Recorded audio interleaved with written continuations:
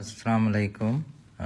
ही video badin जे Indus tomato factory जी है। इन में टमाटो ऐं मैंगो ऐं मुख़्तलिफ़ क़िस्म जी प्यूरी ठाहिण जी कैपेसिटी आहे।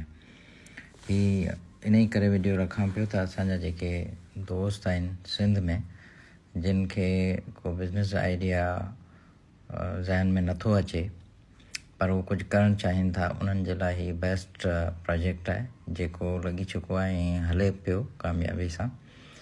उन में तव्हां खे हिन जी तक़रीबन जेका कॉस्ट आहे असांजे दोस्तनि लॻायो आहे उते, जिन खे हेल्प जी जेका बि ज़रूरत पई उते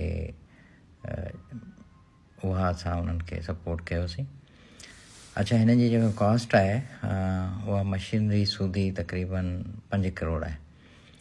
ऐं असांजा जेके दोस्त आहिनि जिन वटि पैसो आहे, जेके इन्वेस्टमेंट करणु चाहिनि था, उहे 8 करोड़ 10 करोड़ जा पेट्रोल पंप हणी ऐं उन मां उहो रिक्वायर्ड मुनाफ़ो नथा कमाए सघनि जेको ही थी सघे थो। हिन जी गुंजाइश मटियारी में ऐं मीरपुर ख़ासि ज़िलनि में या दादू लाड़कानू, मतिलबु जिते जिते टमाटो थिए थो ऐं प्लस मैंगो थिए थो, अंब थिए थो, उते अहिड़ा ई प्रोजेक्ट आहिनि। नंढो प्रोजेक्ट आहे। डेली हिन जी प्रोडक्शन 10 टन पर डे आहे प्यूरी जी, ऐं जेको 20 टन टमाटे खे प्रोसेस करण खां पोइ उहो मिले थो।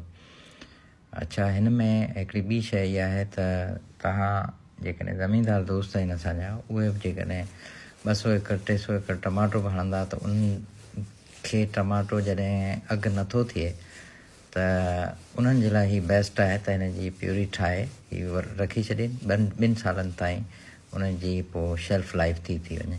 तव्हांखे नज़र ईंदा ही जेके मुख़्तलिफ़